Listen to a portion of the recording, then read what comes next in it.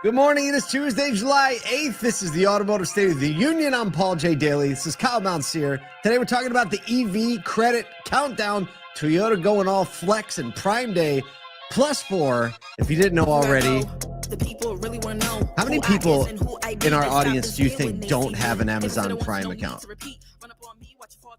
Man, percentage-wise. 7?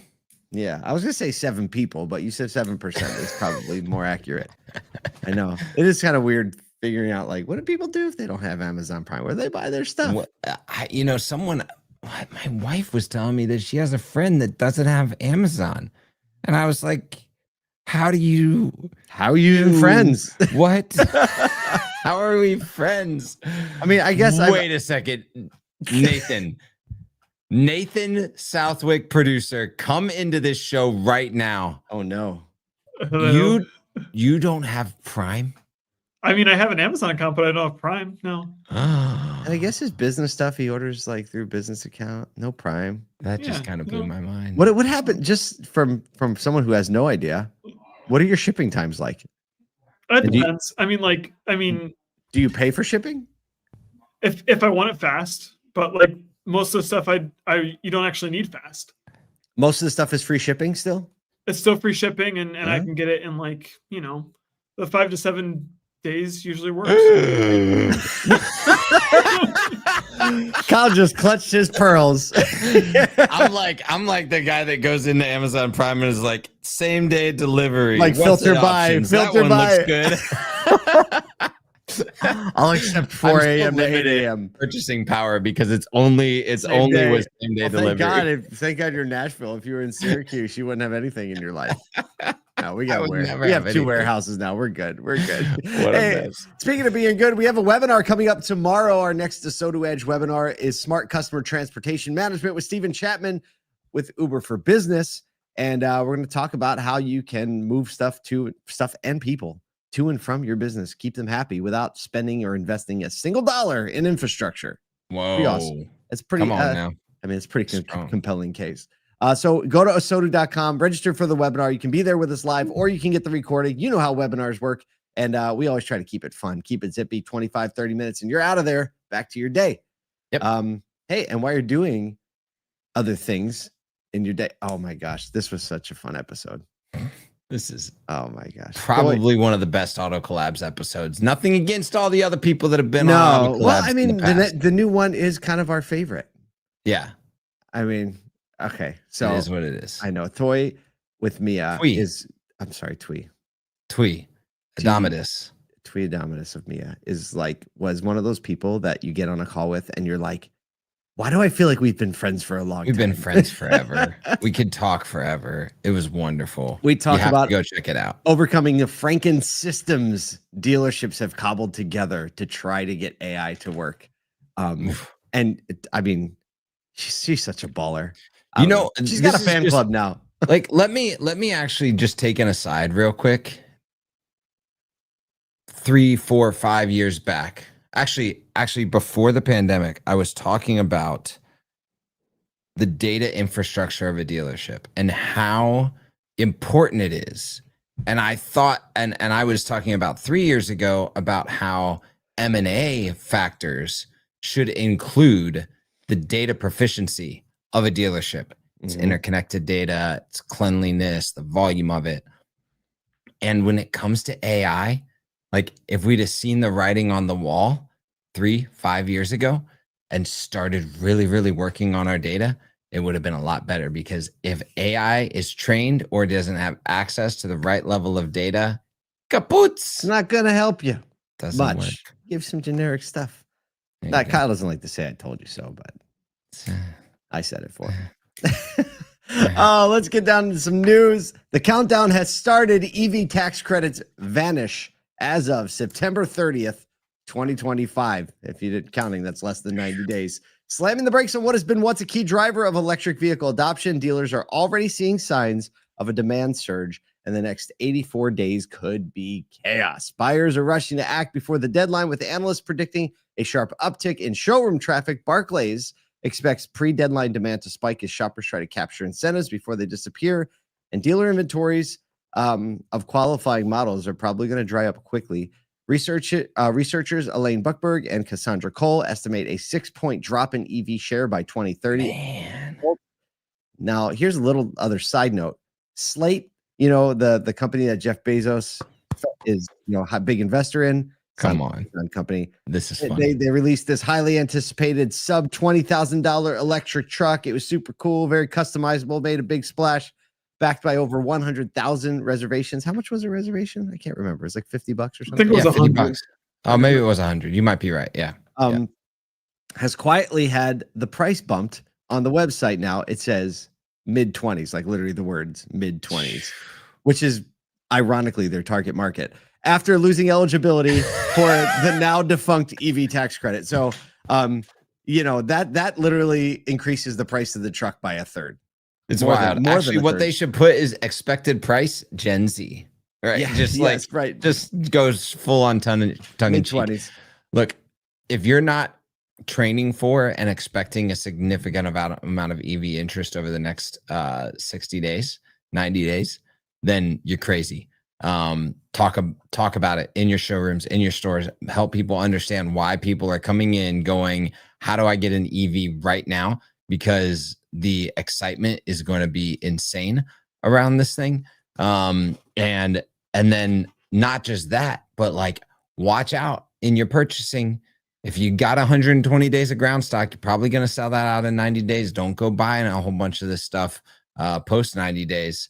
So kind of crazy there. We've also got a panel. We'll make sure and link it in the show notes, in the comments, at ASOTU on how to sell EVs once the rebate is gone. It's already that content already exists. There's already people thinking about this before it was even coming. People that know how to sell EVs that are doing it already. So take a look at that. I mean, how are they going to find that? I'm typing it in right now, or Nathan can look. If you type in how to sell EVs ASOTU into YouTube, you get it. How to price used EVs in a fluctuating market with Alex Lawrence. There you go. Yep. Just go to YouTube and search how to sell EVs ASOTU and you will get there. Look at that. How's that for unbelievable? Service? Thanks, YouTube. We appreciate you. So strong. I know, YouTube, but never Google better works. Yeah. Never better time to buy an EV, in my opinion. Dealers are going to want to get rid of this dead stock that they're over leveraged in and wait for the new stuff to come in that the manufacturer obviously going to have to figure out how to adjust some prices, add some new incentives. So if you're on the bubble, get it now. I mean, maybe the deals will get a little sweeter next month as they're trying to, but obviously selection will go down. Yep. I don't know. I think get some people in some EVs. That's going to happen quick. I like it. All right. Speaking of happening quick. Stop. Segue. Time. This feels like something out of like a Lego movie. In a corner of Georgetown, Kentucky, Toyota's quietly completing one of the boldest manufacturing upgrades in recent memory. A decade in the making. They're calling it K-Flex. It's turning a 40-year-old assembly line into the most flexible and possibly most advanced Toyota line in the world. It's a $1.8 billion line one overhauls. The overhaul is allowing for hybrid, plug-in, and full EVs to be built alongside ICE vehicles on the same line. Wow. Automation is everywhere. Car size autonomous skillets. What's a skillet? I think it's the it's like a pallet. But like it's this thing right here. Like you can see it. There it is. That's it right there. It looks like a pallet that is also a car. That's also I don't know. It's like a car body on top of a moving pallet lift, basically, like a little autonomous vehicle pallet. And That's so cool. If you follow the link in the show notes to the Automotive News article, they did a great video walking through the plant and showing all this stuff. It's very cool. They have these autonomous skillets, parts delivering robots, robotic glass installers all over this plant floor. Vehicles are moving sideways through the line, reducing space needs, cutting walking distance, and improving automation efficiency. Despite the tech infusion, no employees were laid off. Love to hear that. Boosting retention and morale while prepping the workforce to build battery packs instead. The entire system runs on a custom-built Wi-Fi network so precise, Stephen Brennan, who is Toyota's SVP of manufacturing and the project's originator, joked, "You can't believe how important it was to get the Wi-Fi right. Like that, it's so fast and so important with all this coordination. Like how I believe it." Yeah. I mean, look, leave it to Toyota to quietly do something in the background that nobody knew was happening that's going to totally change the game on manufacturing, and they just like come across the table and whoop, slap you in the face like, hey, we were working on it the whole time, don't worry, we'll be fine. The fact that they're going to be able to manufacture these multiple powertrains in a single plant, I think that's the win, right? They're really thinking multimodal, multi-powertrain. It's amazing. Yeah. To think that you're making an ICE vehicle and EVs and hybrids all on the same line. So one's coming down the line, it's got an ICE engine. One's coming down the line, it's a hybrid. One's coming down the line, it's an EV. I kind of, Brian Ortega comments, skillets are at Denny's, right? I kind of now have this picture in my head because it's how my brain works of like some guy sitting at a control panel eating a Denny's skillet, and then like a car picture pops up like a new order, and he just like presses the button. Right, like, oh, that's a Highlander hybrid. Send it on the skillet, and it gets on a skillet and goes into the assembly line. Speaking of going on the assembly line, here we go. Thanks for getting me out of that. I could have gone on that all day. You could have gone on that. You'd have been sideways. Amazon's Prime Day, repeat number 33, has evolved into a 4-day price frenzy just in time to collide with fresh tariff concerns, shifting consumer priorities, and more cautious spending behavior. Retailers are leaning in hard, but shoppers aren't splurging quite like they used to. Prime Day now runs from today, July 8th to July 11th, so it's Prime Days, with deals dropping as often as every 5 minutes and new perks aimed at Gen Z shoppers. Adobe predicts 23.8 billion in U.S. online sales this week, up 28% from last year. But analysts warns of front-loaded demand and early fatigue. So watch out for that. Retailers like Walmart and Target are running competing promotions with sharper, more selective discounts. Some Amazon sellers are actually sitting out to protect margins amid tariff uncertainty. Brett Rose, CEO of a wholesale distributor, said they're not going to buy more everyday items, no big ticket stuff, but what they already need. So that they're going to buy, not going to buy. Right. People just like doubling down on the things they need that might be lower priced. And so I understand like these retailers holding on to the stock that they purchased pre-tariff, right? Like, why are we going to blow this out? Because this still at the price it is might be the cheapest thing on the market once tariffs hit and have to affect inventory. You know, Prime Day has just become a cultural phenomenon. And I guess it's, you know, every company is going to try to squeeze as much as they can. Like, will it become Prime Week? I don't know. That takes some of the urgency out of it, though, even though it's Prime Week. I don't know. What's Prime serving you up? Let's do a little exercise. Oh, do you want to real time it? Yeah, real time. Nathan this can't. Is going to be embarrassing. Nathan can't play this game. What do we got? It's going to be like smoothie powder. No, fun animation. What does it want to sell me? It wants to sell me. Prime starts now up to 40% off. Oh, it's health and household recommend. Oh, it's categorized. It wants to sell me security cameras I already have. It wants to sell me a teleprompter. It is crazy. Drive. Like 5 or 6 things in this Prime Day deals for you I already have. Yeah, what's up with that? What is up with that? I mean, lots of headphones as expected. See, I've been looking. This is okay. I think it might have got me. There we go. Little coaching spec for me. It's got a little soccer board there. I don't know if you can see it. Yeah, that's. I think I might do a new backpack.